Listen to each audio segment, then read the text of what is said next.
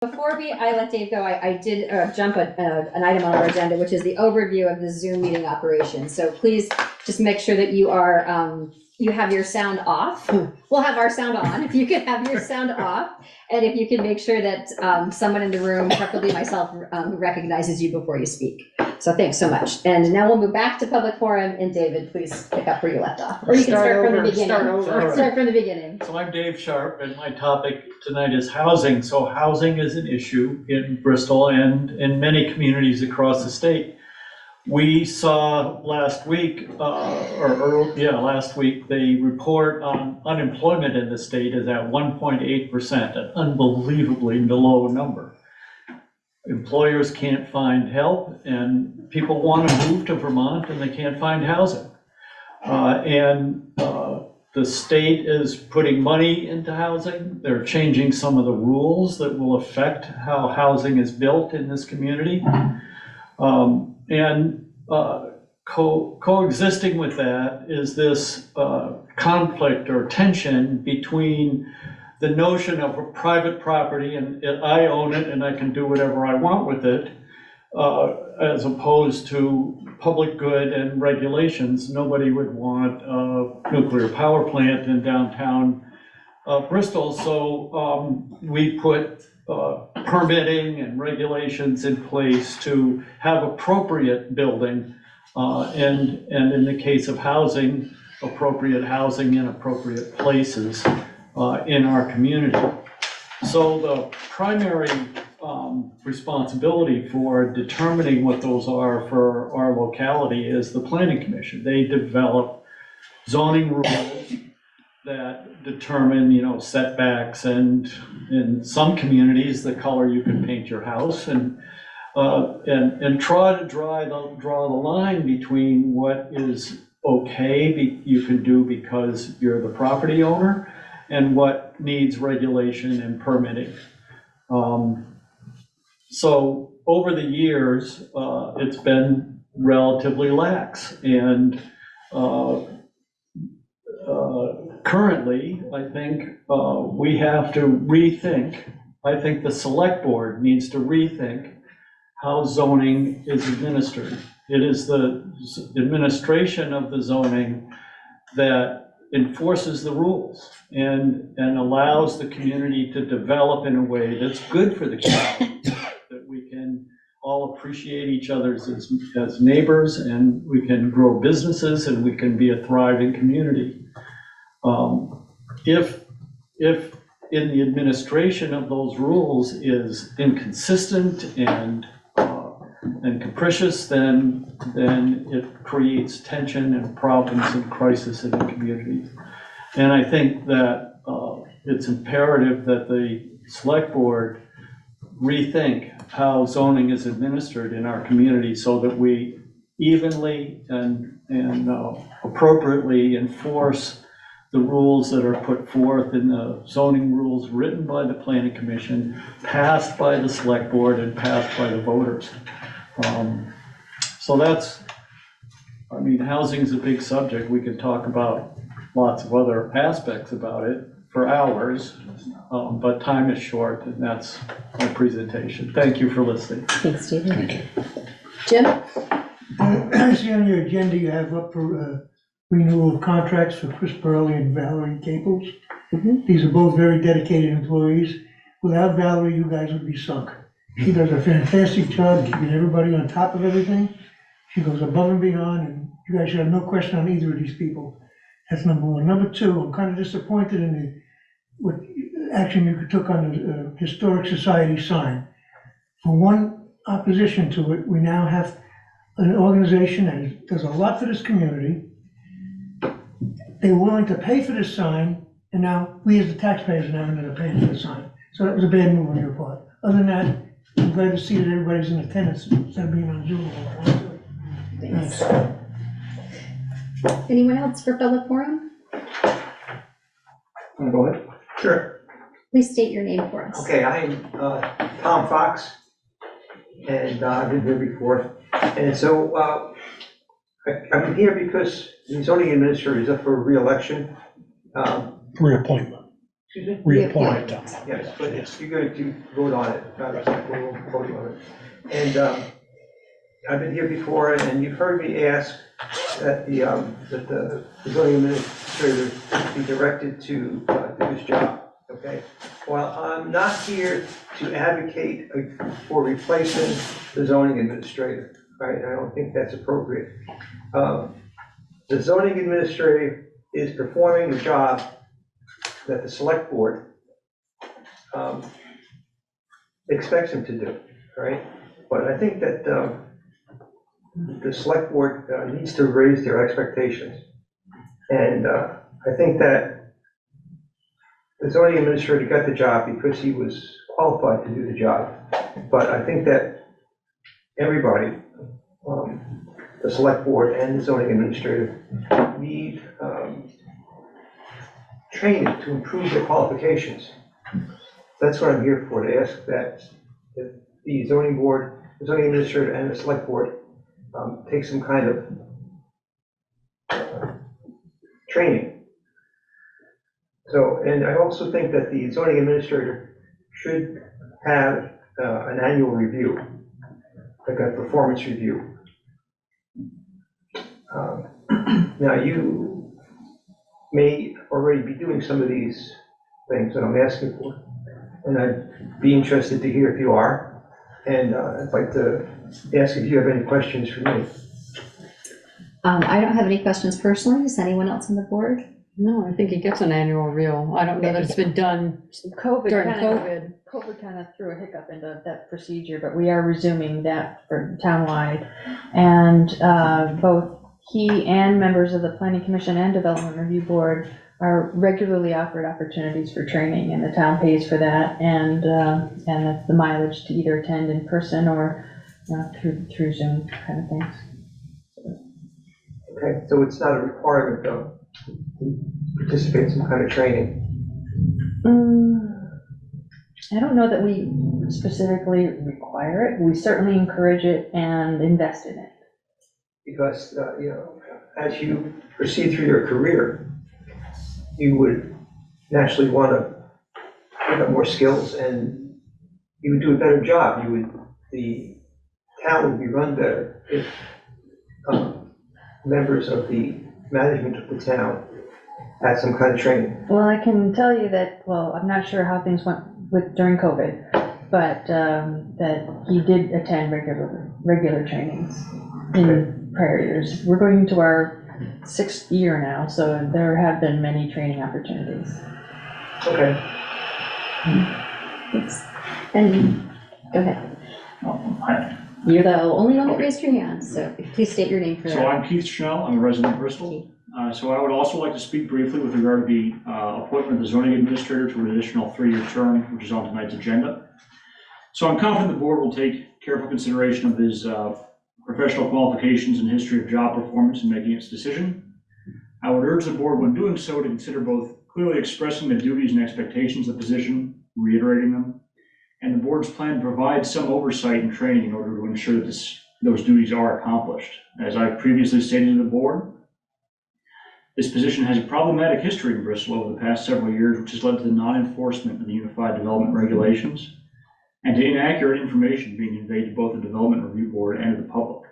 So if allowed to continue, this would create the appearance of impropriety and would certainly undermine whatever credibility the board has in managing development in the town.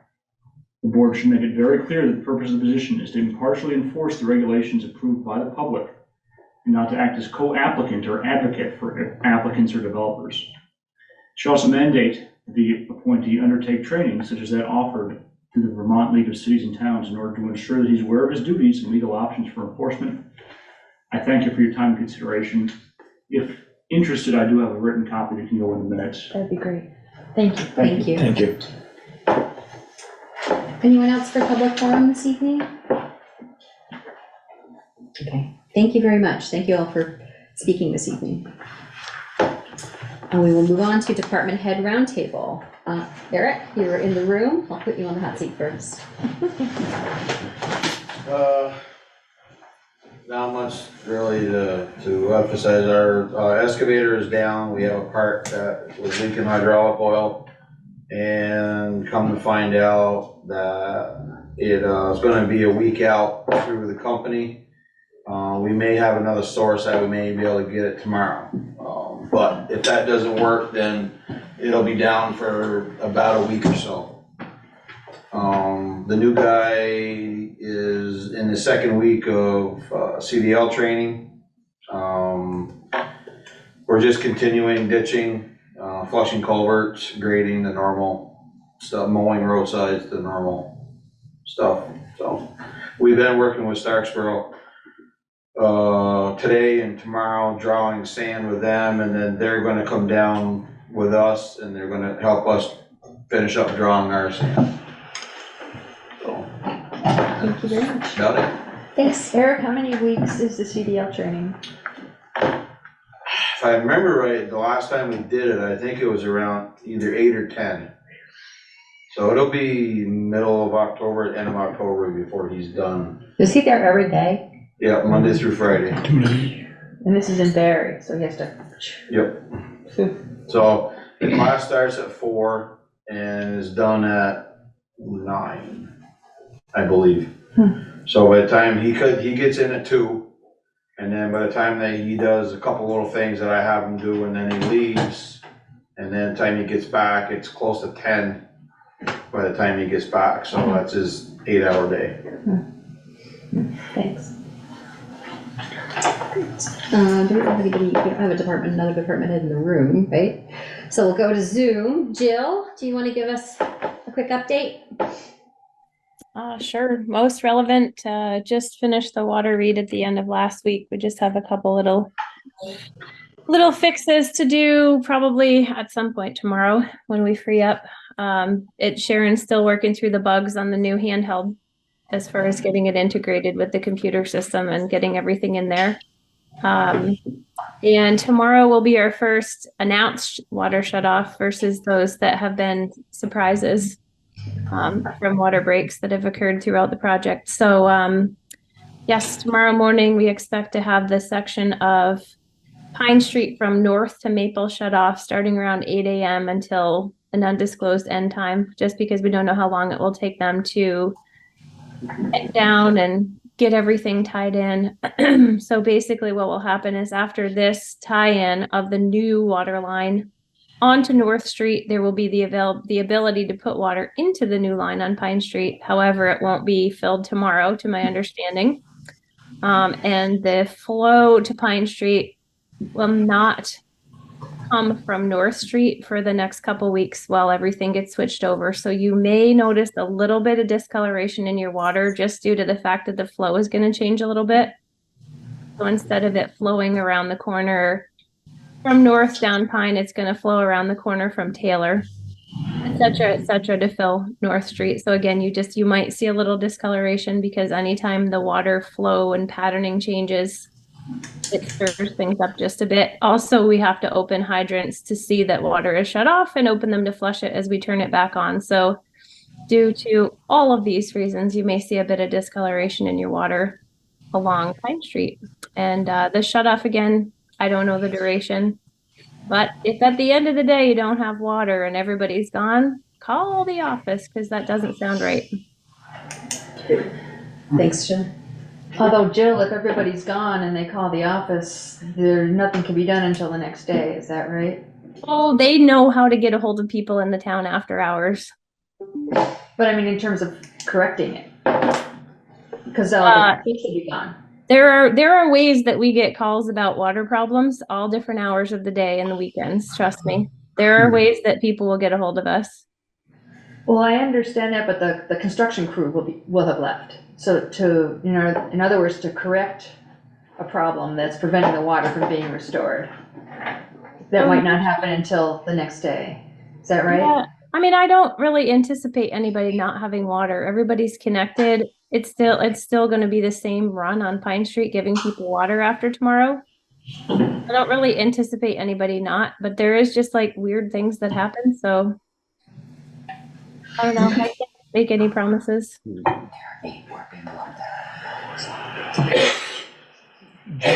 Jill, is there, can more notice be given than, I guess you guys, put out the door stops this afternoon. Mhm. I know Mountain Health has already called me. You know, they have to tell patients they can't come in when they don't have water. They'll have water tomorrow, but if they're the next section of street that's gonna be shut off, they need a couple days' notice, they said. Actually, I think Jim Kirby's planning to attend our construction meeting in the morning. Okay, and I said, call Valerie, extension 5. Extension 1. Or 1, excuse me. Yeah, that, They'll get back to them anyway. yep, that schedule is also determined, obviously, as that was shared by the contractor and their schedule. They went a bit faster at getting the rest of the services in, so yeah, the tie-in with the valve on North Street tomorrow was we got informed of it earlier this morning, and it took time to write up the notice and get it approved and get it printed and hang it on doors with less than a day's notice. So we'll do the best that we can. I think the other pieces we have to I'm keep not blaming you. moving. I'm not blaming you at all, just, you know, They need more than 24 hours. yeah. At the back. They'd be hard trouble to call patients in the middle of the afternoon, you can't come in tomorrow. Actually, I'd be pissed if they did that to me since I'm my pretty neighbors sure used that for years. I'm pretty sure Mountain Health gets their water off of Munsell, don't they? We'll explore that tomorrow. Yeah. Could Okay, be. there's only 2 feeds that are off of Pine Street and they go to the red building all the way over on the corner of Munsell. The rest of the feeds are off of Could be, Munsell, Joe. not Pine. You So could I be don't- correct. I don't think they're gonna lose water unless something crazy happens and we have to go up Munsell and shut a different valve. Jill, you mentioned that if folks see a discoloration in their water, should they let their tap run for a bit? Is it still drinkable? Yeah, I mean, it's just a little bit of iron that's on the inside of the water lines that's kind of kicking loose from the change in flow. I mean, people can choose what they want. They might find that that they don't want to drink it because it's not super duper super clear, and that's totally fine. They might find that they've got to actually take the screens off their sink and flip them out a little bit. It's not like a contaminant. It's just iron built up in the lines that's going to get a bit shook up. I just wanted people to hear that in case they had a question about it.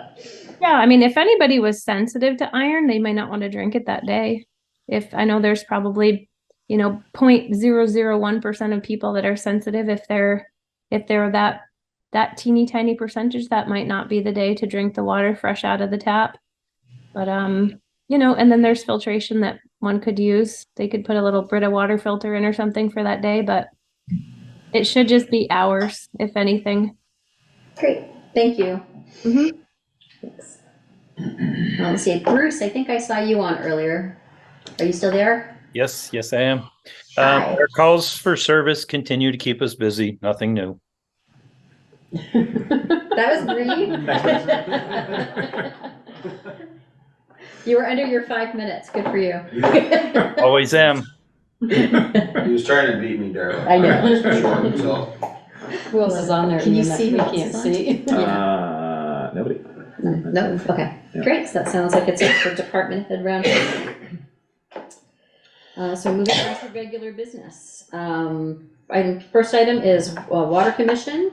Consider request for Lawson Lane residents for assistance to relocate a non-compliant water service lines from Liberty Street to Pine Street.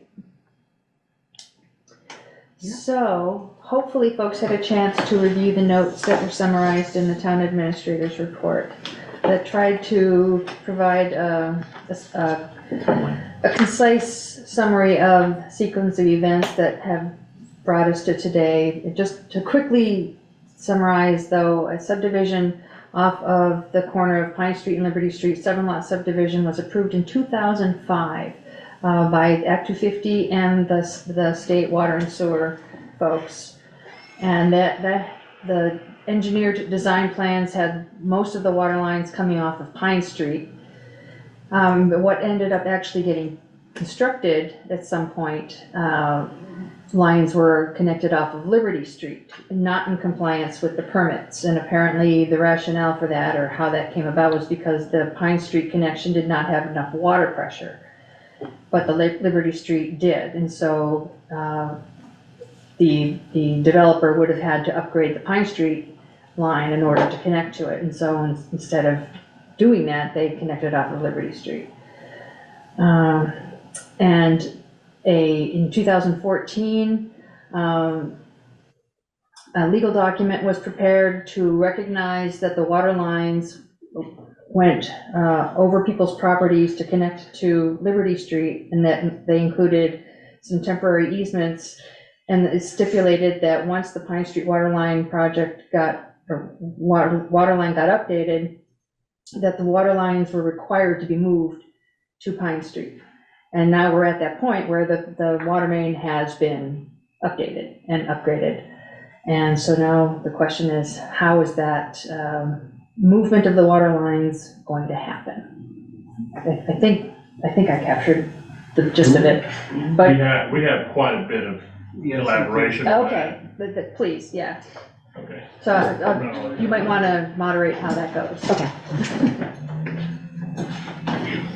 And I was going off of the available records through the Act 250 documents, the state approvals, select board minutes, everything I could find, I was publicly available, so that's as much as I know. Folks, if you could state your name before you speak, just so folks on Zoom can tell who you are.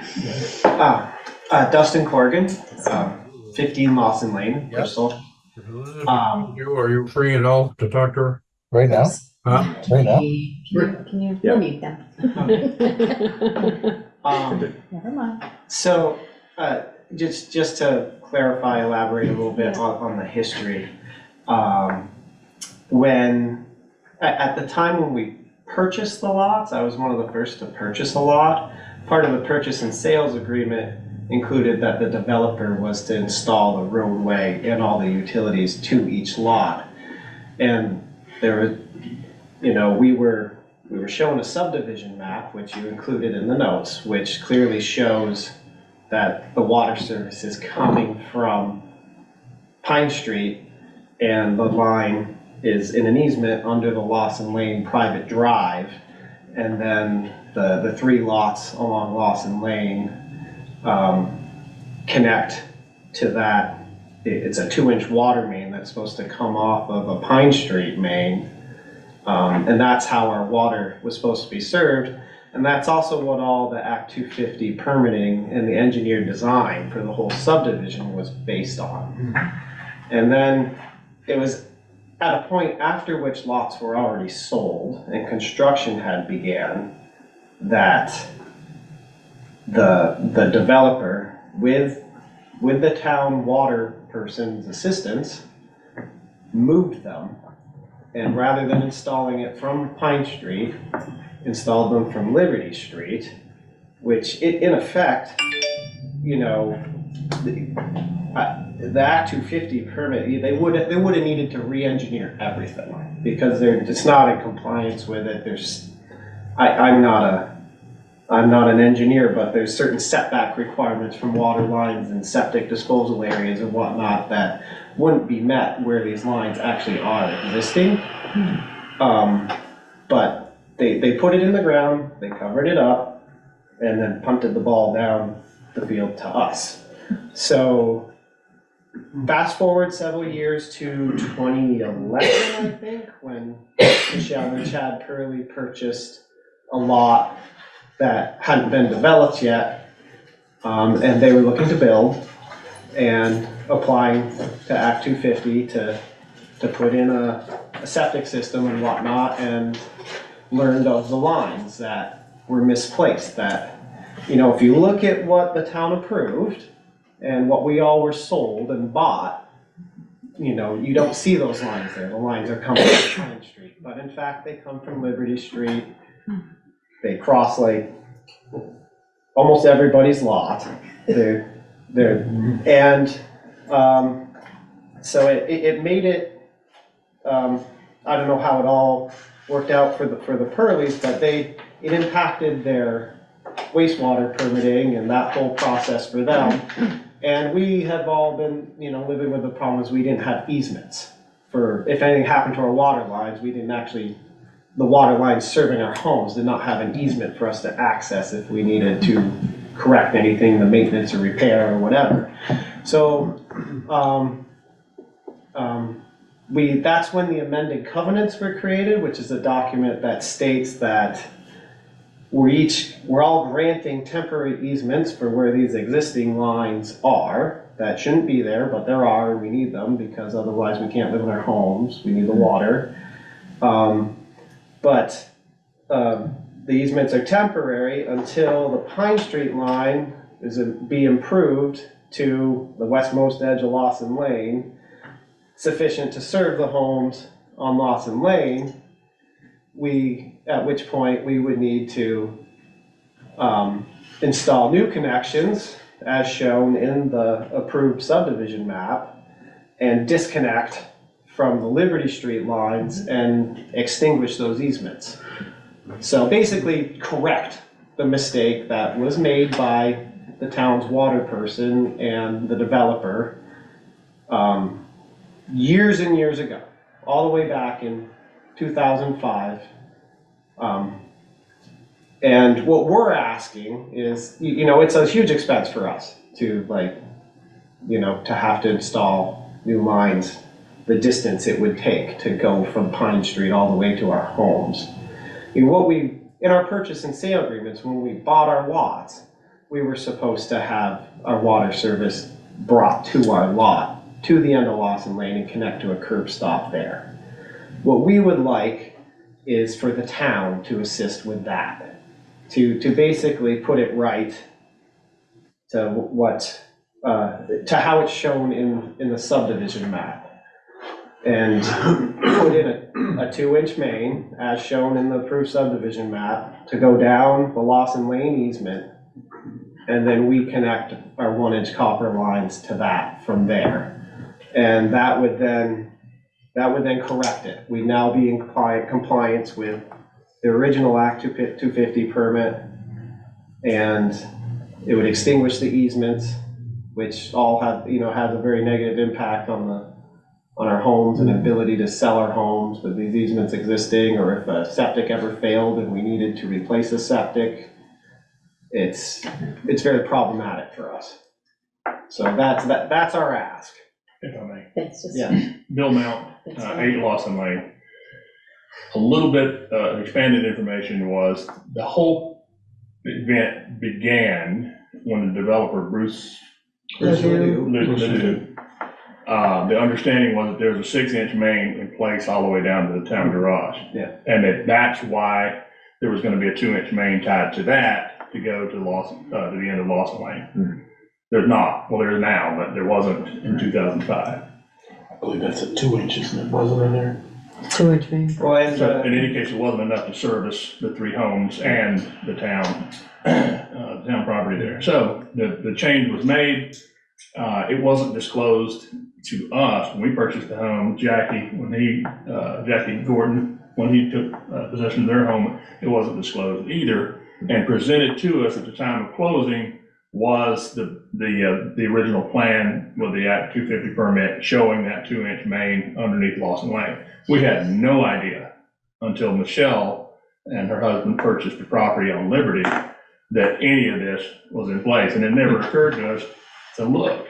I do have some photos of the actual cutout where the town had cut out a section of Liberty to allow the tying and where the 3 shutoffs are. Underneath that tree. Right, and I had talked several years ago when all this was occurring. Caleb Pellin is actually the gentleman who dug the hole for them to access it. So, yeah, and to reiterate what Dustin said, we would just like for it to be made right, to have the 2-inch main, and we would take care of our own tie-in to the 2-inch main, and that's what we're looking for. Am I correct? yeah. So you want the town to install the 2-inch main, and then you guys would pay for the service lines to that 2-inch main? That's your thought? That is Okay, exactly I what just we're want to make asking. sure I understand what you're asking for. That's Okay, my so question. 2-inch, you want the town to supply and pay for the 2-inch main from Pine Street up to a certain point, Yeah. and then the you'll pay Lawson for the Lane. service lines Correct. to that. That doesn't help Whitney, because hers has to come out front. Yeah. Yeah. And I believe that, correct me if I'm wrong, I remember this whole thing, living over there 35 years now.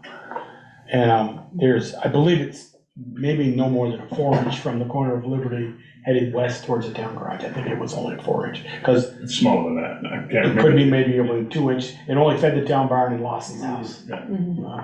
Lawson Hammond's house, Tony's. And then when they built the first two on the corner going between there, they came off that 2-inch, and when your guys' lots went in, No, Whitney's doesn't come off Pine Street.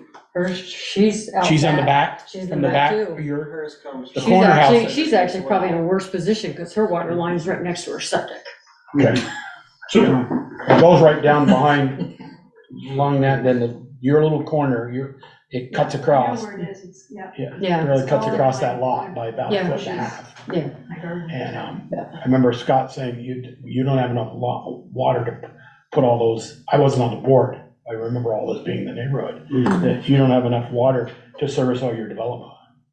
So, Without upgrading the line. without, Right. and he said at the moment, the town is not upgrading that 2-inch line to the Lawson house or the town garage.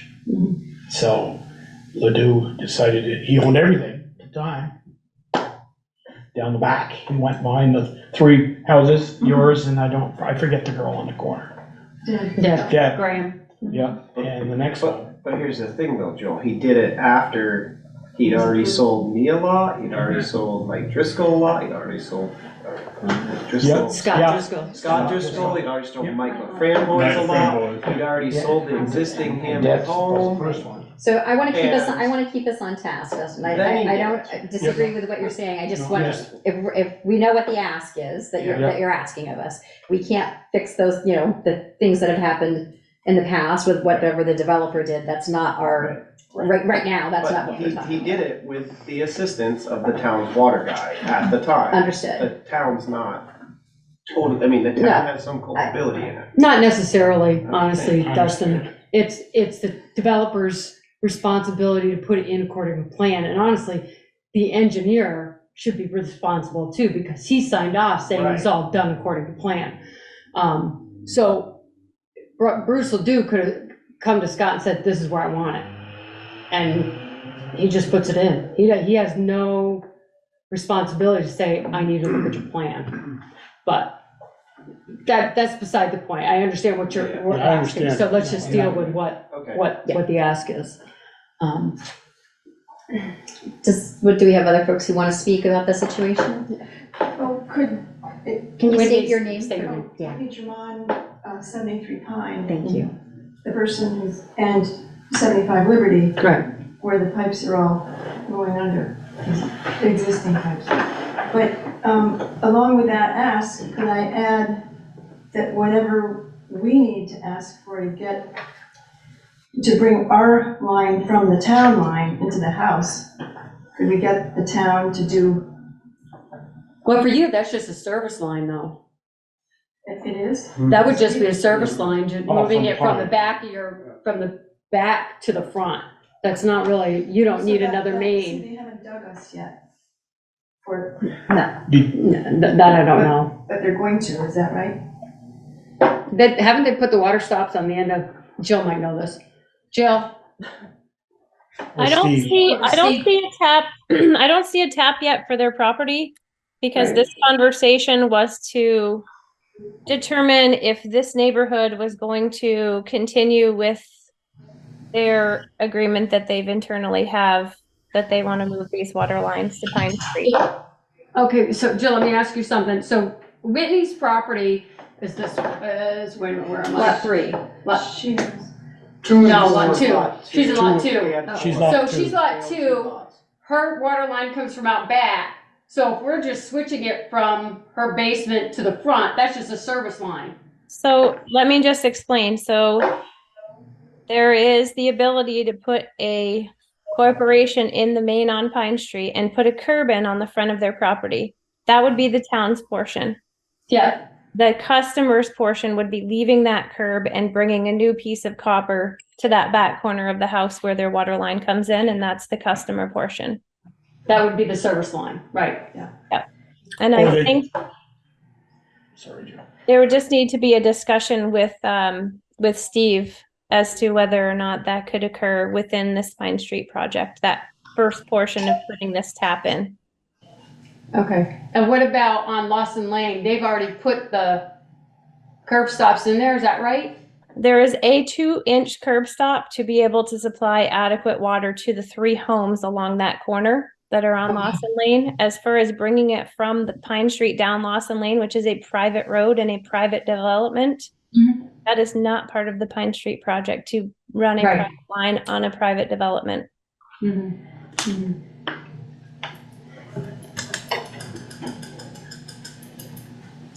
And this sketch is a sketch that Jill put together illustrating what the 2-inch line from Pine Street down Lawson Lane would look like. Potentially. It would have to go all the way something like down? that. Not necessarily. It might just be able to go to the front corner of lot. Like down in here? You see where there's an FH on the right corner? It would be good to have a flushing hydrant at the end. It just depends where that flushing hydrant could be located and not flood somebody's house out. Yeah, that would be Dustin, and I don't think he wants it there. That's where I'm saying, like, it's just flushing hydrants should always be at the end of any, what we would call dead end line. But if you were to put it at the, like, the end of, kind of the end of Lawson Lanes towards Dustin and Jackie's, and you put a stop there, they could bring their service lines into that, and you could put your flushing hydrant there, right? Yeah, I mean, it would Shows just have to already be. all the other utilities that are located right there. So the spot where we were originally thinking was right there where the others are as well. So just keep everything. Yeah, I just don't know if water can be next to power, can be, that, I don't know what those requirements are. Are all Yeah. there on that sort of. I mean, you might have to put it on the opposite side of the corporate road. I don't know that. Jill, do you know? If they've got power and that all underground right So there, the phone power, and that. right now, what I saw on DigSafe, again, I haven't seen utility maps on this as far as where internet and power and whatnot are buried. But I can see there's a power and a telephone line that go, if I'm looking at Lawson Lane with Pine Street to my back, the left side has a culvert, it's got a telephone and it's got a power. So you don't want to put the water line over there. That's why the 2-inch tap off of Pine Street is on what I would call the west side of that end of Lawson Lane, so that it could be carried down that west side Lawson Lane and stay away from the power and whatnot that appears to be underground. But again, I've not seen a full utility map. Yep, okay. So if the town decides to do this, can it be added to? No. Okay. It cannot be added to the project cost because this is state and federal funding and it cannot be used to fund anything on private property. But it can, if we vote yes, it can be done as an add-on. No, we'd have to fund it. Right. No, I get that, but Munson could do that as It just a could change be order. part of, it just, no, But it not can't be part of this. build the water department and not the project. If they have the capacity, they might not have the schedule to do it. But since they're doing very similar work right now, we could ask to see if it might be possible if we decide. Well, we'd also want to know what the cost is. Right. Right. I mean, because once it's in there, you know, it's under private, we don't want to be responsible for it. We may help put it in there, but then it's going to be up to them to be responsible for that line. Who then? The three houses, the property owners. Is there there's a homeowners association? No.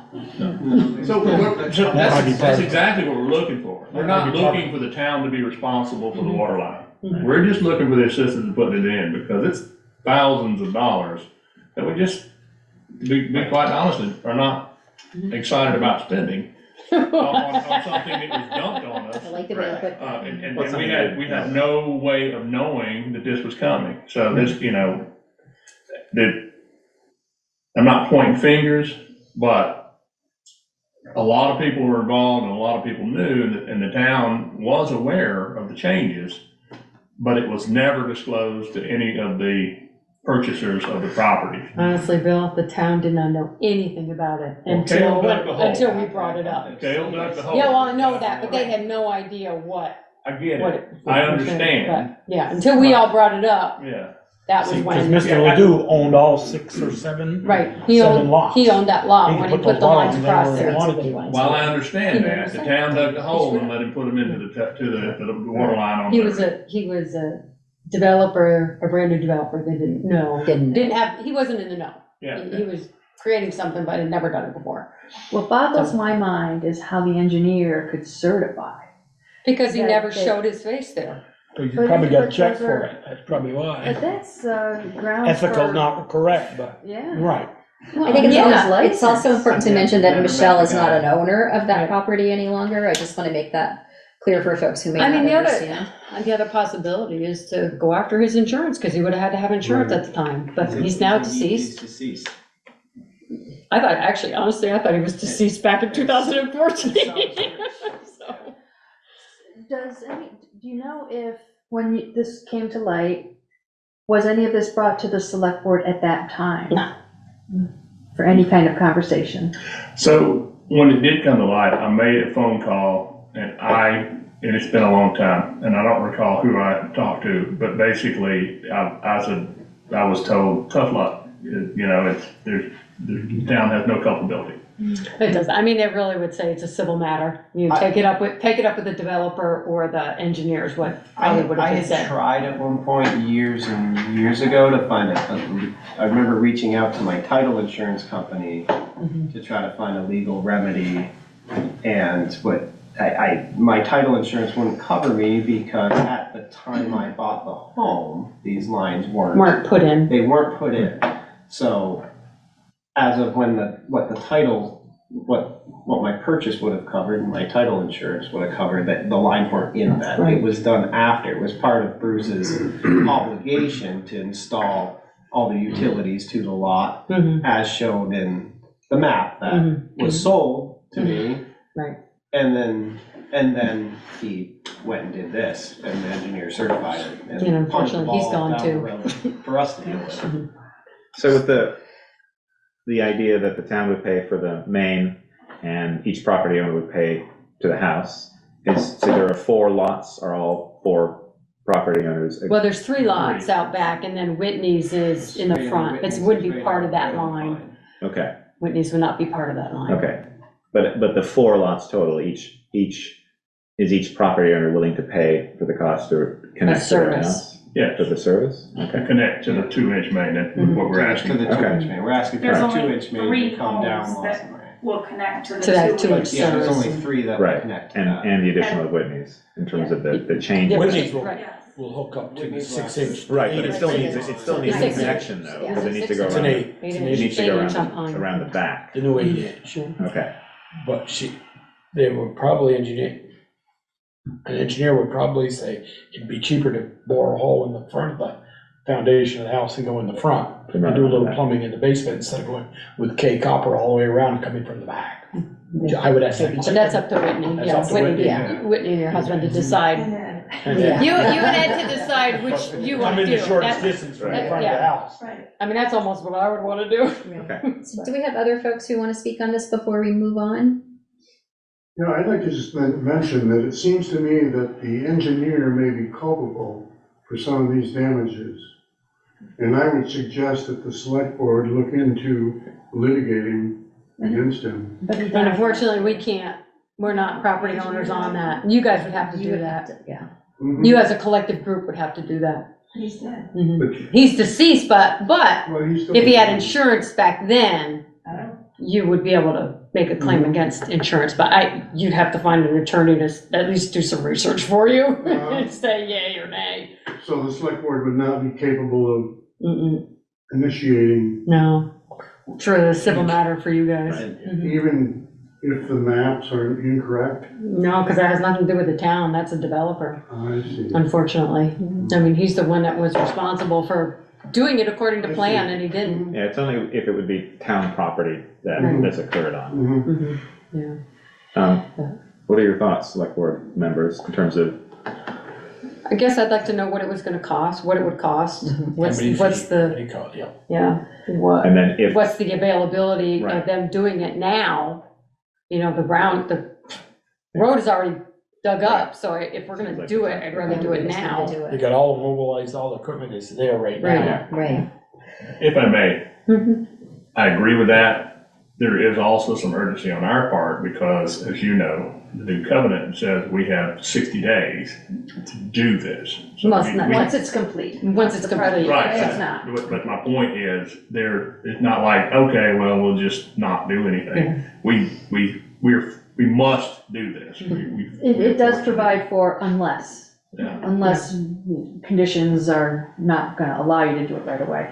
But it also doesn't have a consequence if you don't, I noticed. Not that. Well, the not that that's consequence not- is if we decide to sell the house down the road, we won't be able to sell the house Right. because we're not in compliance. Right. There's the consequence, Right. so. Right.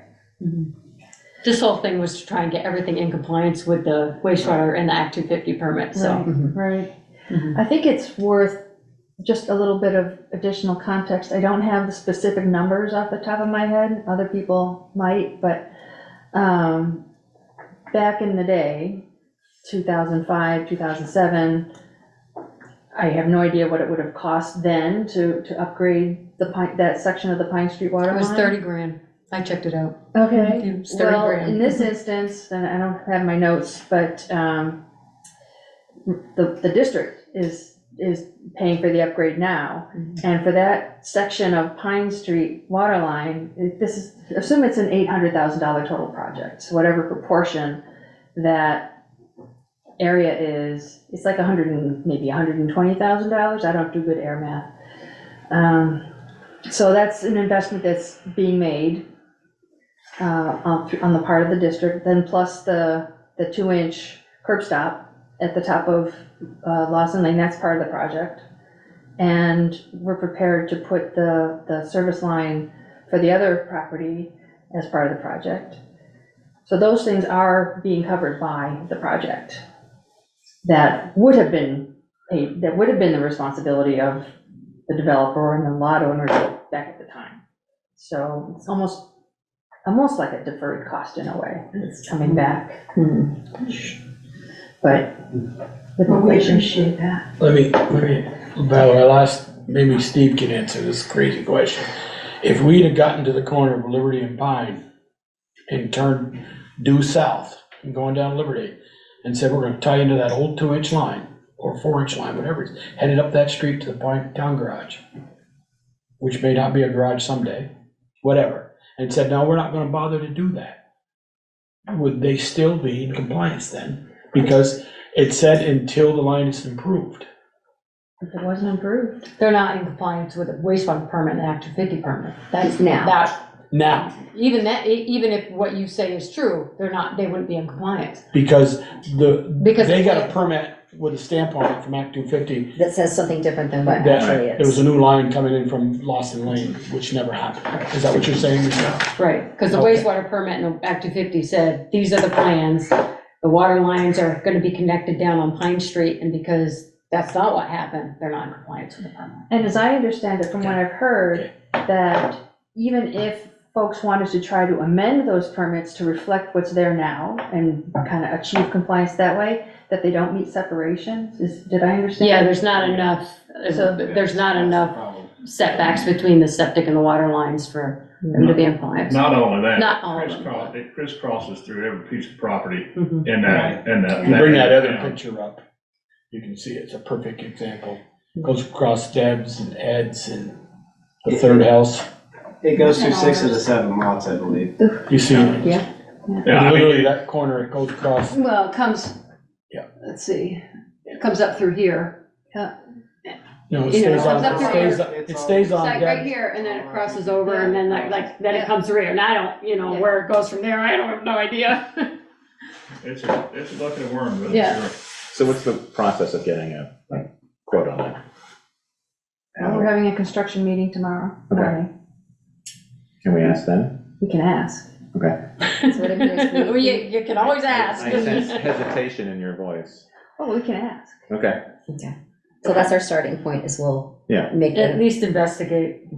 and we have to discuss where the money will come from to pay for it as well. Right. I would just say, I really appreciate you looking into it. Any consideration you could give us would be much appreciated, because again, I'm not excited about spending all that money, on something that we had no way of knowing or anticipating. That's the kind of thing where you would plan for and you would go, okay, we'll set this aside, but no, hey, we're gonna have the water lines coming through, I'll be darned. We've been talking about that for what, 20 years now?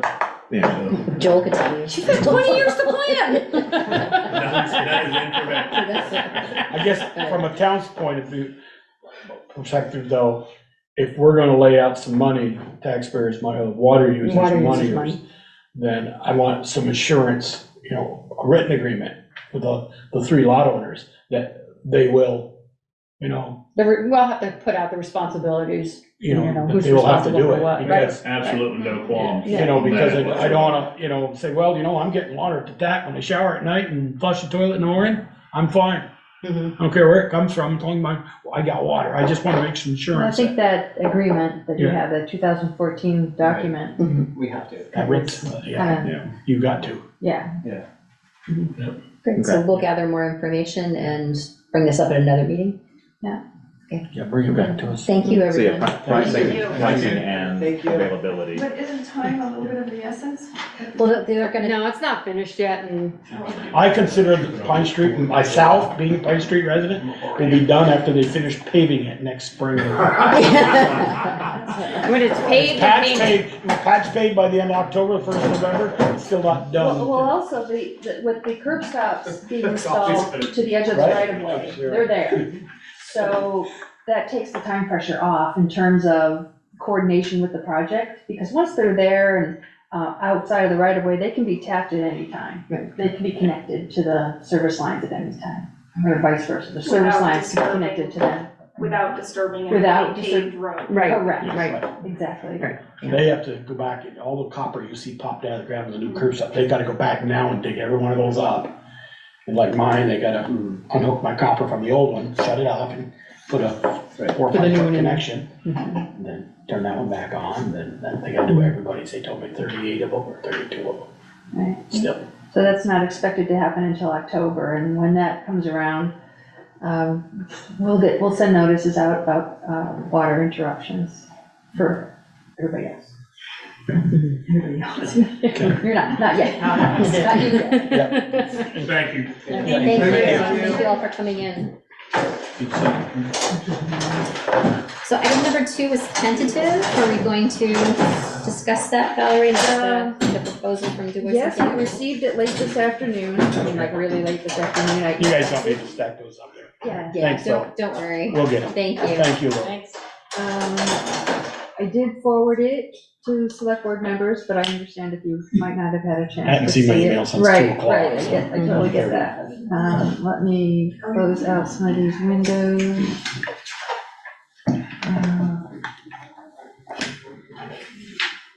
And just to quickly, they presented a very detailed scope of work. I'll share my screen.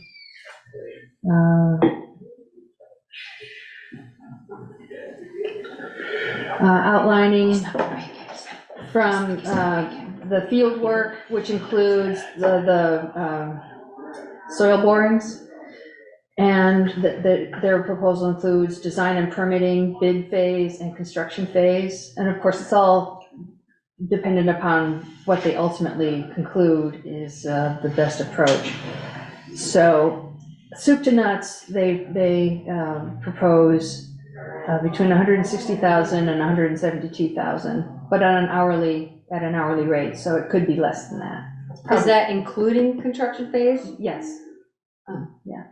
Well, it says to be determined based on selective, but, so the high end would be the higher, whichever. That's not the higher construction, end of the- just getting it ready to construct, right? Yes. And the construction management. You're right. So it's not the actual No. construction, it's just the management piece. Right, the management of it, right. Mhm. They're putting it out to bid and doing the contract documents and construction inspection and all of that. But depending on the solution that's selected, it might not require a whole lot. So. And is this covered under FEMA or It's not? our belief that. But that scares me. I know. Oh, I hate it when you say that. I know. Well, they indicated to us that it would be eligible for reimbursement through FEMA. we have to go through a careful procurement. Now, under Bristol's procurement policy, engineering services are actually exempt from bidding. However, obviously, we prefer to put out bids when we have the opportunity. We explained to the FEMA folks that Du Bois and King was previously selected through the public bid process for the Basin Street project. And they're in town, they're familiar with the Briggs Hill situation, and they've already lined up soil boring contractor to come in October. And we know that. For Basin Street. For Basin Street. Okay. And we know that soil boring demands are pretty high because of all the flood damage and slope failures elsewhere throughout the state.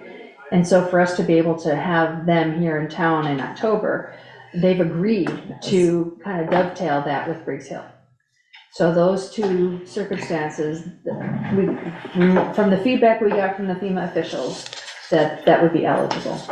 And that they would support us in making that case. And this could possibly be done in October, right away. The boring, The boring. yeah, the site analysis, and the field work to do that, and especially get that done before snow flies.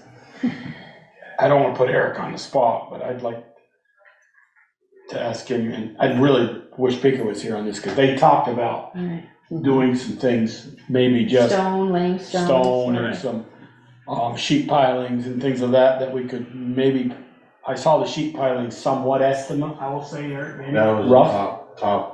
That was high end. Right. Well, that's only for one of the slopes as well. One of the slopes.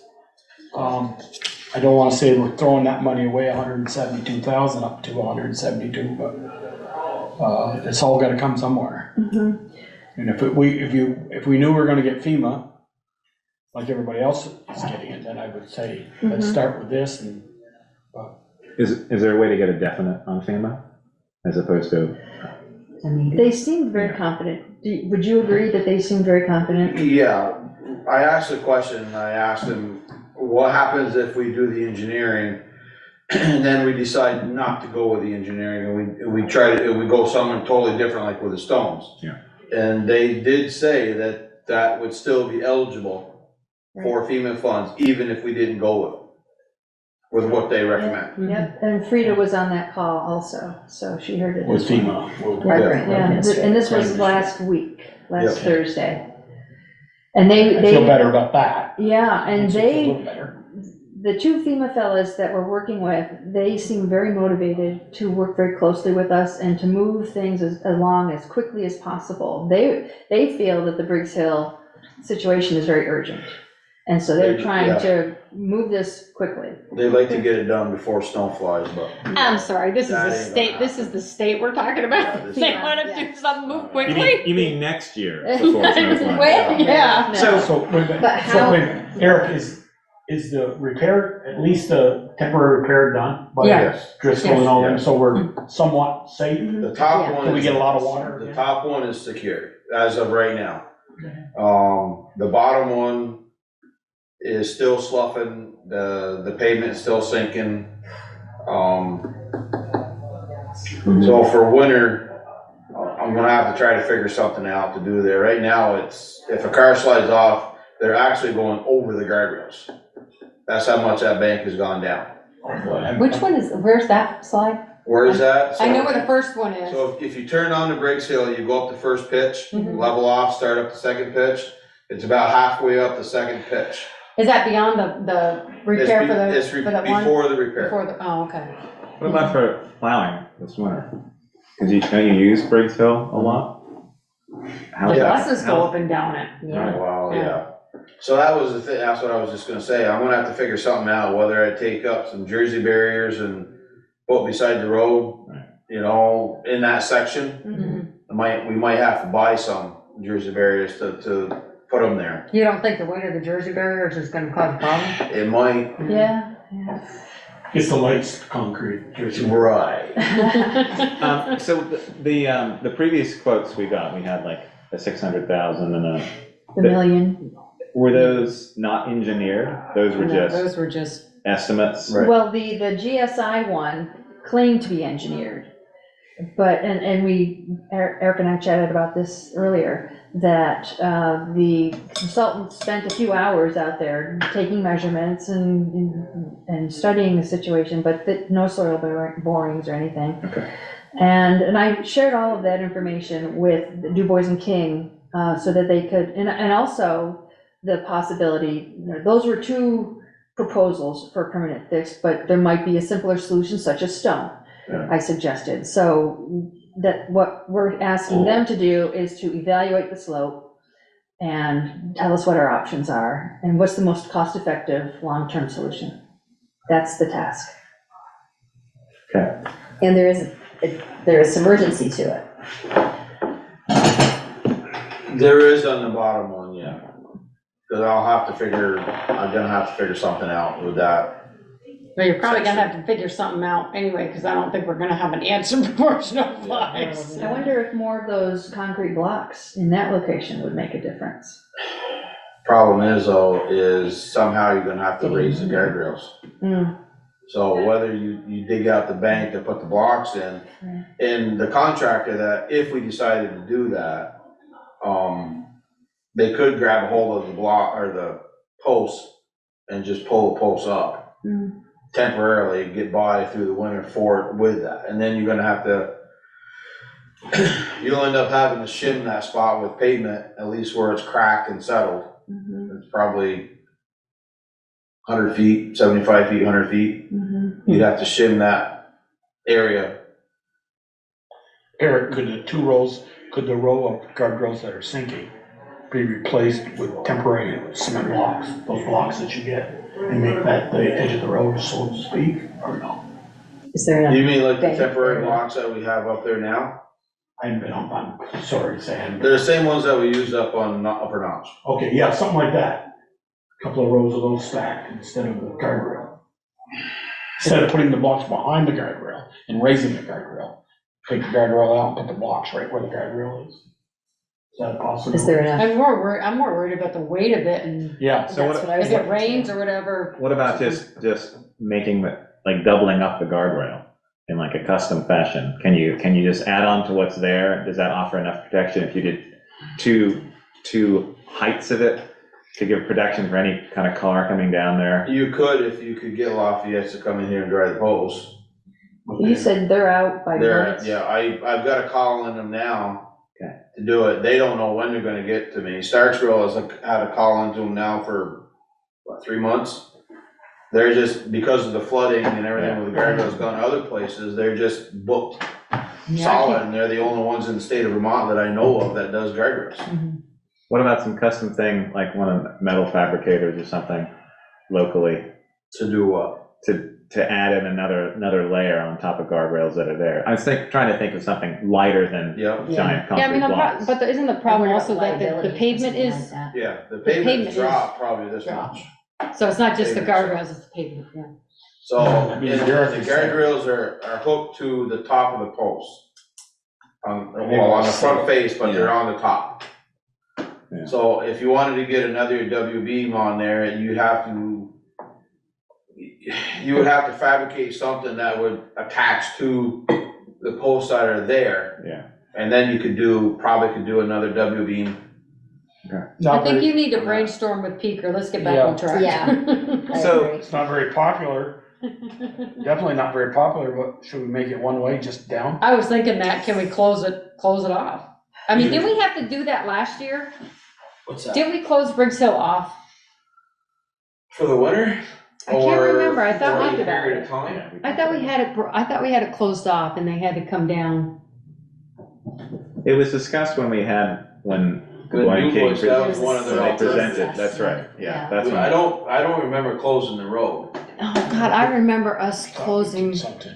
We closed because there was they had to have a turnaround somewhere Yeah, up there for the bus. If we were gonna Oh, I do close remember the that road for Du Bois's thing, we're gonna need a turnaround below Little Brian's driveway. Right.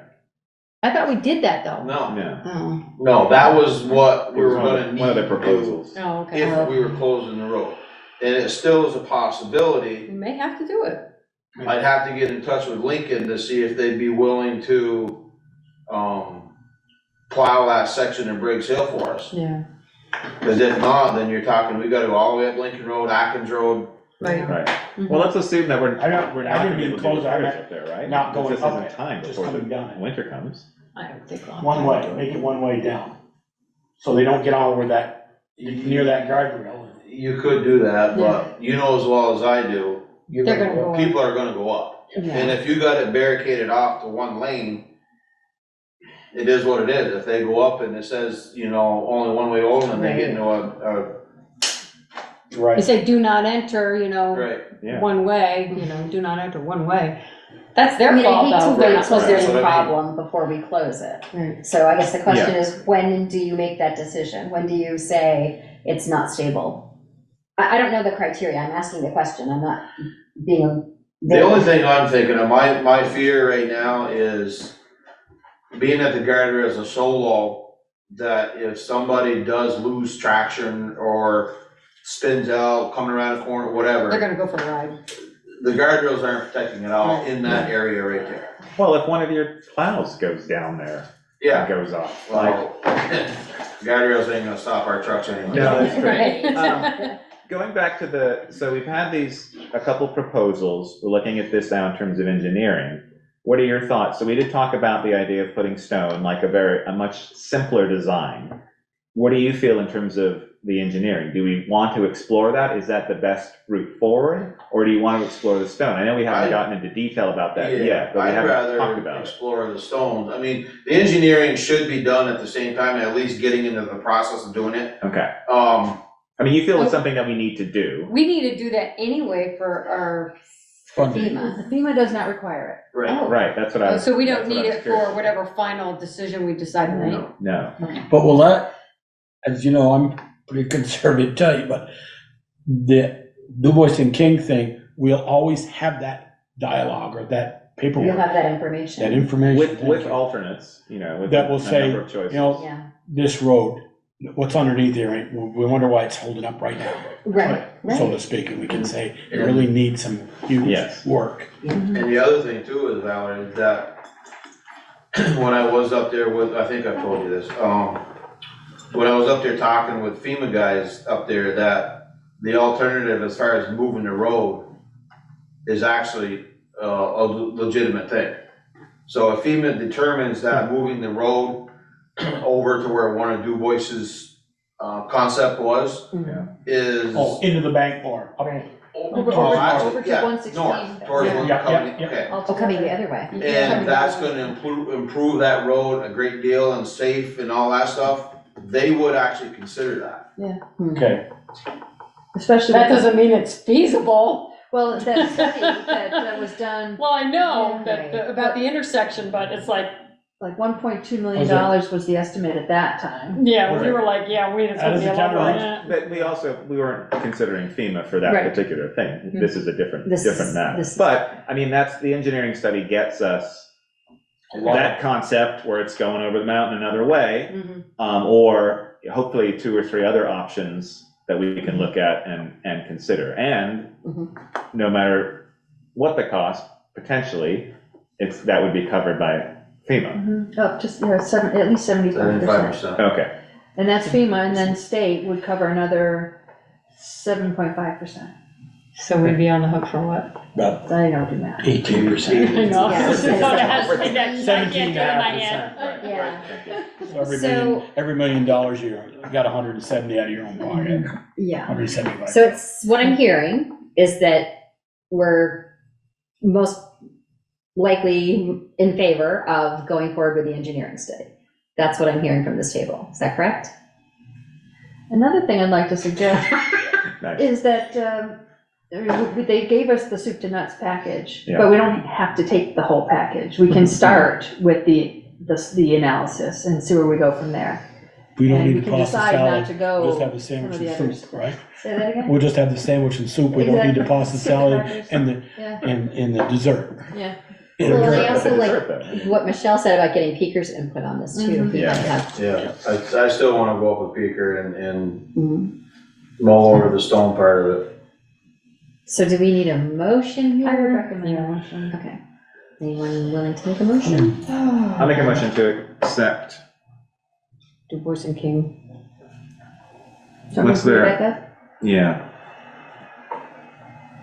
What was there? I guess it's a proposal, the Boys and Kings proposal. Yeah. What are they calling it? Briggs Hill Slope. Briggs Hill Briggs Hill Slope. Yeah, make a Stimulation. motion to approve the Boys and Kings proposal for the Briggs Hill Slope. Let's see how they framed it. See if they put a title on it. Analysis. Analysis. Way up the top. Engineering services. I'm just reading it off here, off the agenda. Right? Thank you. There you go. There we go. Yeah. See, I'll that's make a just what it motion. says. I know.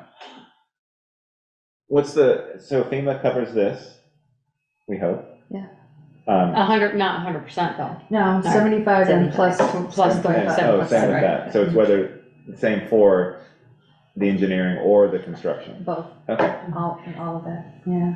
They consider it the same, part of the same package. I mean, if we don't do this, it's just really looking at the stone. That's our only option, right? Or whatever. Because no matter what, Him and Peter anything, might come up with. right, anything other than that, we're having to engineer anyway.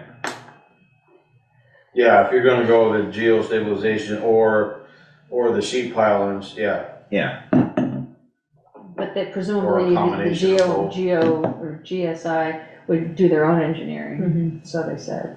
But if there would still, if we recall, their proposal was just for their small part of it, relatively small part, and they still expected town The town still materials, had to town do a staff, lot of town, stuff. yeah, a lot of Right. town input. I mean, given what had been previously discussed with the stone, it'd be nice to have Du Bois and King look at that too and have that as an option. To engineer and hopefully know Yeah. that, oh yeah, something like that'll actually work. Yeah, You know, exactly. Peker felt fairly confident with it. Obviously, he has experience, he's done that Right. before in other areas in the town. Right. So it would be nice to have that option be part of that Yeah. package from Yeah, them, that's as how I- opposed to something where it's, something far more complicated. Right. As we've seen with those previous proposals. Right.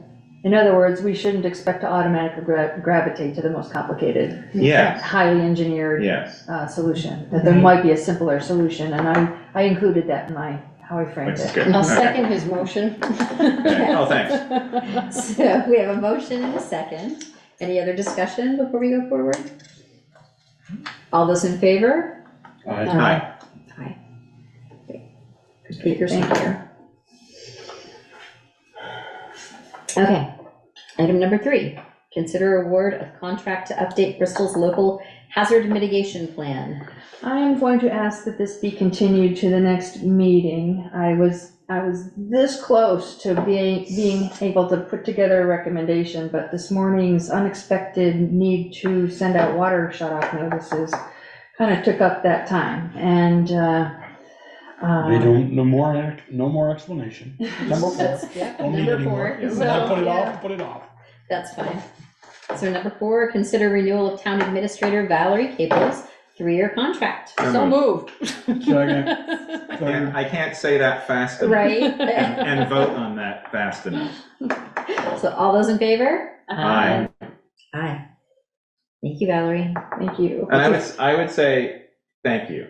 Yes. You put in an inordinate amount of time into your position, far more than what you're compensated for. But the work that you've done, as Jimmy stated in public, is unbelievable. Yeah. And your dedication to the job and the amount of work that you produce weekly is sort of staggering. So we're incredibly lucky to have you as our administrator. When I see emails at 10:05 Right. on a Sunday night. On a Sunday, I'm yeah. going, I'm not doing town business on a Sunday night. Right. I read all her emails as soon as I get them. Sometimes I just can't respond because it's like, okay, I'm leaving out the door. Right. Yes, thank you very much, Valerie, for all of your work. It is my pleasure. Thank you. Consider reappointment, so moving on to number 5, sorry. Consider reappointment of zoning administrator for an additional 3-year term. I'm just gonna ask the question, why doesn't it have the name? It doesn't need the name there. What? It just says we're Oh. appointing a zoning administrator. I know who the administrator. My Right. oversight. Okay, just oversight, that's all. I added my name at the last Right. minute. Okay. It's like, oh, I mean, his name zoning isn't there, but it's not in the, administrator it's not in the Chris title, yes. Do we want to discuss this now, or is this something that would be executive session? So, Are we going into executive session? Can I just interject something? These people that showed up have one incident that they're complaining about. Don't let that cloud your judgment. One incident doesn't cover the whole town and all the good that someone has done. And let's not get clouded with that one Thank you, showing. thank you, Jim. And actually, on that note, and I appreciate you brought that up, in my notes, let's see, where is it?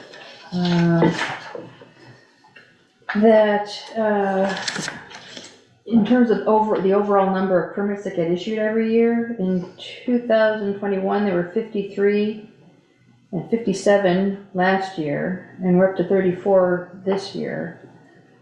So in the scheme of things, you know, there are that many other applications that get processed and approved that are smooth and don't draw any. I mean, I'm aware of 3,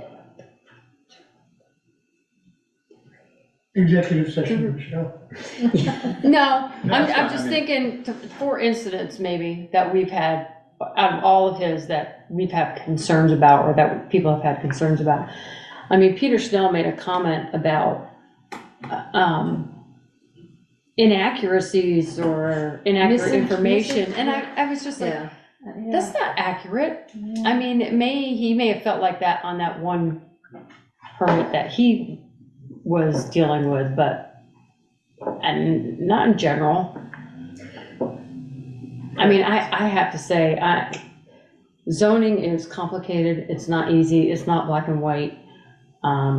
There also are I'm just not gonna- a million people out there trying to do the job. Well, no, and the decision that just came out, Kevin spent 10 hours on that decision, and he does not get paid for that, and he's an attorney. Can you imagine if we did not have an attorney dealing with these kind of things? I mean, I'm thinking to myself, thank God we have him, you know, as the I chair. can't believe that's not, we're not paying him to write those decisions. I mean, And we may need to reconsider that.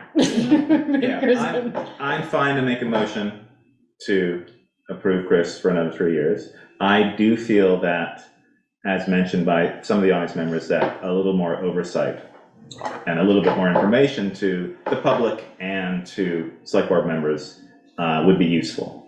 Well, maybe that becomes having him doing a report, Right. you know, at the month saying, I've had these many permits applied for and Yeah. issued, you know, because I know he keeps track of what And you he's done, so can even go if to he. the front office and you can look at the permits, and I Right. know people who do that. Right. But it would be nice to have it in a little bit easier form to be able to read and look at. But I also think people need to take responsibility as well, to say, okay, the zoning board's having a meeting, or the design review board, or Right. development review board. They need to pay attention to what's going Right. on around them as well. I mean, Well, I also think we're gonna wanna, I don't know if monitor is the right word, but like as David said, things are changing in zoning right now. And it's gonna affect how things are done and how we look at zoning. And knowing that Chris also has a couple other jobs for us now, we might wanna just keep an eye on what, you know, and ask him, is this enough time? Like, are we giving enough time? Do you need more time to do this job? Do you need more time for training? You know, we're gonna wanna keep an eye on. let me go back to on what David said too, you know, it's like, I didn't want to interrupt him and didn't want to get into a big discussion with him, but he needs to show up at the planning commission meeting, because they're changing the zoning regs now. Right. You know, if you want input on what's being changed, you need to be a part of that. I That's attend not every us. every meeting with the zoner and public, and nobody from the public shows up unless they have a particular issue. Right. The planning commission right now is working with the state and with the Addison County Regional Plan Right. to get things straightened out. Right. So. Make the changes they need to make, and Exactly. these Laws people. are gonna be straightened out, so, you know. I mean, there's always things that you miss so that you could make better. And when you're so involved in it, sometimes you get tunnel vision, you don't see it. So somebody from the outside could say, well, we It's need really to, helpful. we really need to. Yeah. I mean, Or this could affect fix that. And unfortunately for Chris in that position, if something is missed or is done incorrectly, it's a big thing. It's a very noticeable thing. It's sort especially, of the face of it. yes. And, you know, or it's something that's a permanent thing that takes a very long Right. time to change, if it ever does get changed. And so it's just unfortunate. You did say it's like zoning's not black and white. With zoning regulations, it should be. It should be very clear. That's the whole point of having those regulations. That it's either you look at the regs, you look at what we're allowed to do from our zoning regulations, and you make that decision. So that's the idea of having those regulations there. But I think a lot of it, especially for the Garfield one, is the visual appearance of it, which the zoning regulations have nothing to do with. And you can't. Mistakes were made in terms of size Right. and in terms of allowing that. But if that property owner had everything in place and was all correct and the sizing was done correctly, he could have put up the exact same building looking exactly like it does, and I'm sure we'd still have people complaining. And we have nothing, we can't control that. You know, we could work towards that in those discussions, but then it makes it, I think, it's a little bit tougher to do things, to get down to some specific things. You can only use this paint color, you can only use But see, the windows here. unfortunately, by statute, you can't necessarily control that. You can't Right. control that, You have- unless you're you have in, some, you unless can you're in like a make development. recommendations, Right. yes. So, like cities like Manchester. Yeah, I mean, I have don't know if you regulations read that- Kevin, the decision, but I mean, reading through what he had to look to this, then it came back to that section, and then That's all. back to this, and it kind of, and I went, oh my God, I don't even know how you kept that all straight. Right. You know, but that's kind of the stuff And that, that's, to me, and that's is just hard. one case. That's just, right, Yes, right. yeah. And which was a little I mean, more that- complicated because Right. of some of the mistakes that were Yeah. made, But I like, think yeah. Ian hit it right, that on Garfield Street was more about not the size of the building. It was 120 Well, that was a feet- problem too, but because it 120 wasn't feet in bigger than it should have 200 been. square feet bigger. 200 square 200 feet. square feet bigger. But 200 square feet It was bigger, the first type and of second building, floor. and the type of building in the Yeah. upward of the Well, building. there's what the regulations are, and then there's what the public opinion of what it Right, should have been, exactly. which are two very different things. We can think something should be a certain way, but if that's not the way the law's written, there's Right. nothing Chris or anyone else can do That's about it. right. And I can tell you that, that decision, it was a good decision because it focused on the application, it focused on the mistakes that were made, and it focused on information to the community of what they can and cannot do, I guess you know. I want to be fair to all of our department heads, though. I'd like to, if we're going to executives, are we got an executive session tonight? We do have an executive session. I don't feel we need to do it for this. I think No, we- I just think would so like, either. because usually this is Valerie's bailiwick, so to speak. Eric is department head, she reviews him, goes over his review, and he does his help, and then brings it to her and how he does. Yeah. And, and Meredith and Bruce, Yeah. and I'd like to hear, if we've had a review of these, Okay. that's where I'm, Okay. that's where I'm So going. COVID, no, but I'm working toward that, but I also check in fairly regularly. Right, I'd like to hear that, yeah. With Okay. Chris and others, but specifically Chris to keep on top of things. I do like the idea of a report. I think that's, like you said, it's more concise for you to see. He's a department head. To see what's going on, so Yeah. that, I mean, I didn't know there were 53 applications that came Right. through. I wouldn't have known that. Right. So I think that's important information for not only us, but for other folks to know as well. I mean, the only way you can find out really is if you call Chris, or if you come in and you Come look in and look and at you the look at board. the pile of papers. And I think I'd love to see that. I'm sure everything is electronic in some respect, so something where a monthly report or something like that could be sent out, or even quarterly. Like, zoning permits, how many Yeah. decks, how many residents, how many, whatever. Or even the ability to Or subdivision. look at those online in some And I way. I think know we're working towards improving our website, and I think that could be a part of that as I well. think we've had that discussion about getting more of his stuff online, so. Yeah. That would be Another- a good thing to do. Another idea is when the public hearing notices go out, to also put them on Front Porch Forum. Oh, yeah. Because folks don't notice that something's going on unless it directly hits them, but who's gonna be looking at the The porch. the legal notices and the Addison Independent all the time, looking for something that's affecting them? Right. Or somebody gets Oh, excited about their neighbor's building when they're not really Right. buildings, or, something like that. So that's another thing that they can. Okay, so I'm gonna jump, did you make it a motion? I did. Okay, I'll second the motion. So we have a motion and a second. Joel, you mentioned hearing from Val in executive I don't session. Is have a that- problem with proving it. Okay. but I'd like to hear Sure. the good and the bad, Okay, the yeah, I'm ugly, gonna if there's check. any. Okay. When she has it. Yeah, I don't have anything for tonight. Okay. So we have a motion and a second. All those in favor? Aye. Aye. Thank you. All right, we are moving right along. I have not looked at the September 11 minutes. I have not looked at the minutes I looked at them, either. I didn't get see them till- anything glaring at me, so. I'll look at them tomorrow. And number 7, authorized accounts payable warrants. Any liquor or tobacco licenses? No, I didn't see any of those. I didn't see any of those, and I don't have the updated one, the number in front of me. Does Yeah, somebody it's else have that? 190, it's 194 or something. $194,307.73. Don't seem like quite enough. So that's different than what was, Yeah, Sharon sent She a sent a new one this second one afternoon. late. oh, I didn't see it. Is that this one? There were several, I believe it yeah. is. Because there's 4 signatures out of 5 on there, so Yeah. I guess it's the new one. That's the Let new me one. just double check. I'm pretty sure that's the number. Oh, there it is. I just hadn't seen it. Okay. I was trying to get the memo down. So number 8, select board round table. Michelle. I don't think I have anything, other than thank Eric for letting me calling him all the time when I have an issue. Anytime, anytime. Thanks for being available, Eric. That's right. Ian? Let's see, I'm working on the bus shelter still.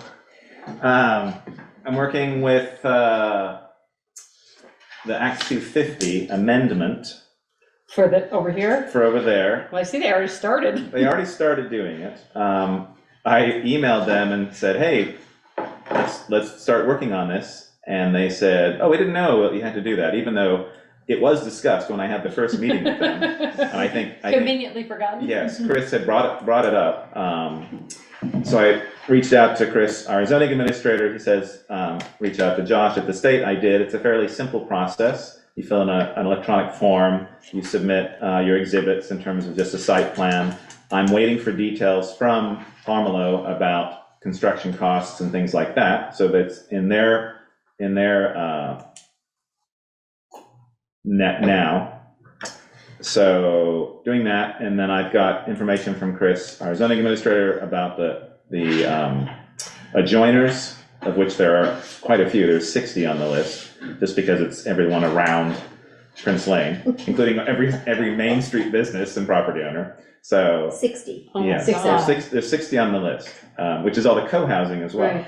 So it's a little, but you can upload the list, I hope. So I'm waiting just to hear back and feedback on that. So that was the bus show. That's the main thing I've been working on. I was also sorry to read, I read in the Energy Committee minutes that Mike Corey passed away. Oh, He was an yes, I Energy did hear that, Committee, yeah. Energy Committee member for a long time. He was, when I first joined the Energy Committee, he was on it. The soccer and coach for a continued. long time. Yeah, and right. Had a nice Just article. retired. Yeah, Very so nice very, article. Roland. very sorry to hear that. Addison. Yeah. But that's all from me.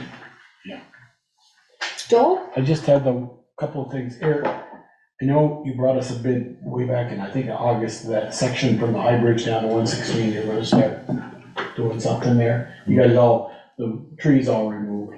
Part of them, yeah. Is that project going to go this year, or? The way it's working, I don't think so. I think it's gonna be more towards spring.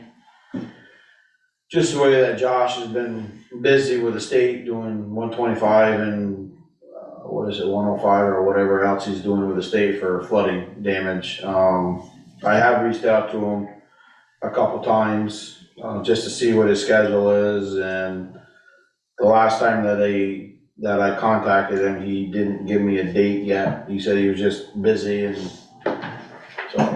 And are we gonna do the fishing platform this year, Valor? Is that gonna possibly get done? Yes, it's supposed to be in October sometime. And we haven't heard any more on the riverbank between the two still. No, yeah, thanks for reminding me that Roy and his team were going to get back to us about what they found. They did go out to the site on Lincoln Road to see if there was any additional damage from the floods, and I have not heard back, so I'll circle back. Okay, and then Eric, did you notice where they put the hydrant on 116, on Pine Street, at the end of Munsell? put it quite a ways past the one that's on the Kimball's lawn there. And put it quite a ways down, that doesn't really matter. The tractor trailers, I think, are gonna hit that. They go on her lawn, they come off Munsell Avenue.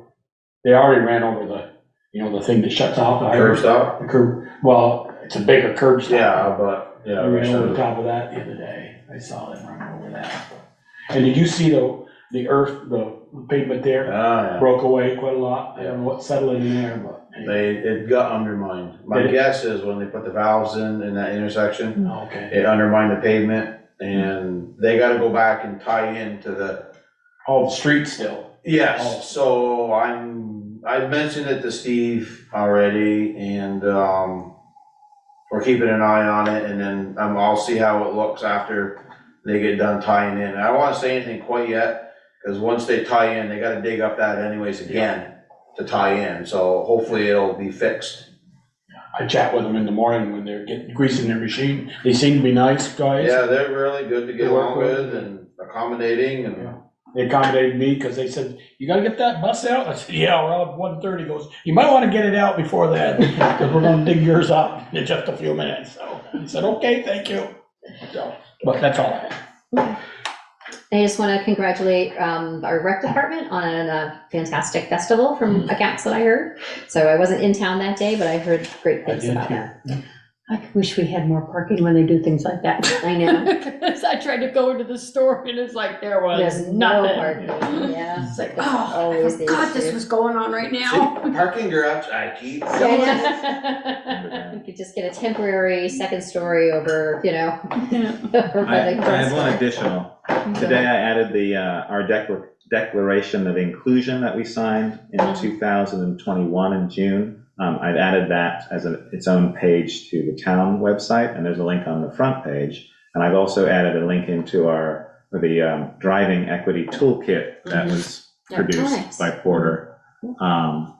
And that's on there as well, so Is people there a can way access to it. post the image of that resolution on the webpage? Like, you mean the signed or the? Yeah, that one, yeah, to the image of it. I'm glad you brought that, Ian. I did have one more thing. I mean, Sorry. no, that's okay. Go ahead, Oh, it didn't finish. show up when I looked at it. Yeah, it's there. Maybe it's just loading it or something. Because I don't want to tattle or anything, but is does the rec department need, I saw they were using the van for shuttle back and forth.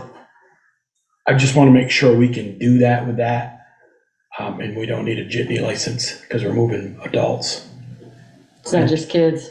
I just want to But- make sure. Yeah, I think when they purchased it was with the idea that it would be used for the entire community, not just Yeah. for children. Right. No, I get that. I just want to make sure our insurance, we use it just to transfer people from Mount Egg to the festival, Oh, I see. not to go on a, Yeah, I'm pretty Yeah. sure we're. Just want to we're make sure covered, Yeah, we're covered. I'm pretty sure we're. But I thought it was a good idea to use that instead of, Yeah. they used that plus the. Plus the horses. The horses. I saw Pat settling. Yeah. Great.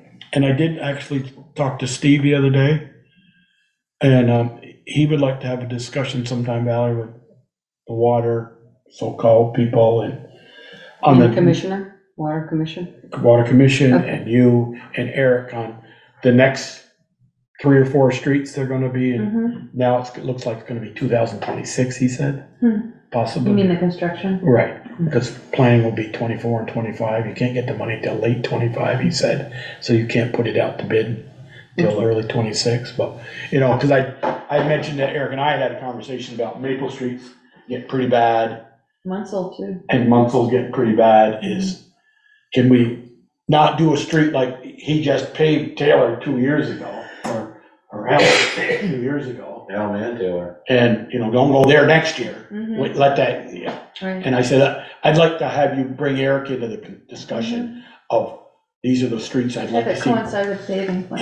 Yeah. Doesn't, to be honest with you, Joel, it doesn't make a difference. No, because the reason I'm saying that is because once you guys go through with the water line and do it, I'm gonna probably do the same thing I'm doing on Pine Street.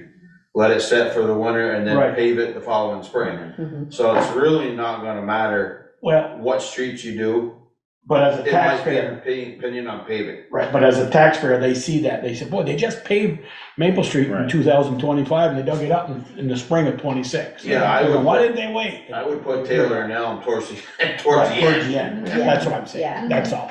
Yep. That's all, Yep. okay, Totally agree. now all. Okay, now we're all set. Great, so town administrators report. I do not have anything to add. Thank you. And then we have the consent agenda. So moved. Okay. I'll second, but I have questions. Ask your questions. Jenny Ambrose, doesn't she already have a driveway there?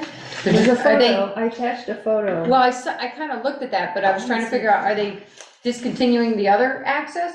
So they just want a separate access? To the trailer. Okay, all right.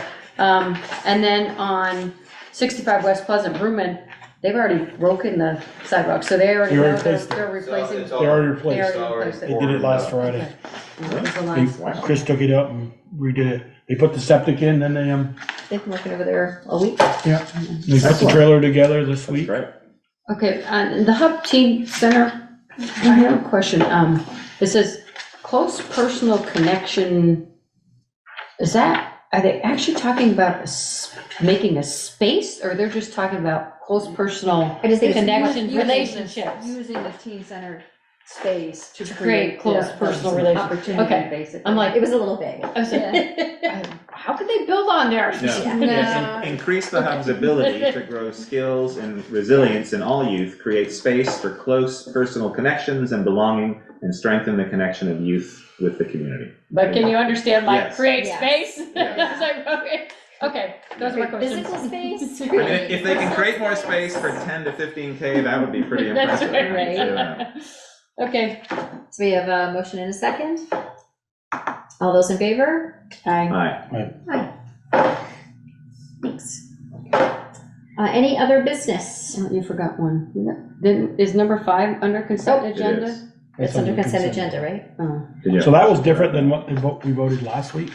Yes, this is a different bank account solely for No, grant grant. administration. Is this all grants? Yeah. What do we do? No, just CDBG. Oh, okay. I was just gonna ask, what did we do? Just- What have we been doing previously? Well, apparently No, there this was was just an a account, because I pass-through looked in the account. previous, one of the prior programs for the housing that was renovated over by River Road. And I looked at the bank account information there, but that was with People's United, which went away. So we had to. So for this particular one, is it solely for this grant, or is it for grants of this nature going forward? Grants of this nature. Okay, I'm great. hoping that the account can just be static and just sit there for when we need it, Super. Oh, And it can be for any grant money. if required for not, because it's Right. not interest bearing. Okay. And if it was an interest bearing account, then we would need to pay the interest to the state. Right. So cut a check for $5 or yeah, whatever. no, we don't want to do that. Okay. Great. Is there other business? Not that I'm aware I don't see of. anything. Just draw attention to the fact that the report, the water, the geos, New Haven Springs, source protection plan update was submitted to the state. Okay, It's the required renewal. all right. Pine Street water line replacement project updates? I think that's just additional. That's just the Yeah. additional information. Okay. Do we have any Okay. executive session? And then we go into executive session. Okay. Michelle, do your thing. I'll make a motion that we enter an executive session to discuss potential contract negotiations, real estate negotiations, and personnel matters per 1 VSA section 350. And I would, since Second. Eric is here, I would recommend we invite him. Participate. Okay. Thank you, Jen. Okay, guys. Thank you. Have a good night. Good night, Jim. Yeah, I always Thanks like for your to find, input. Jimmy, I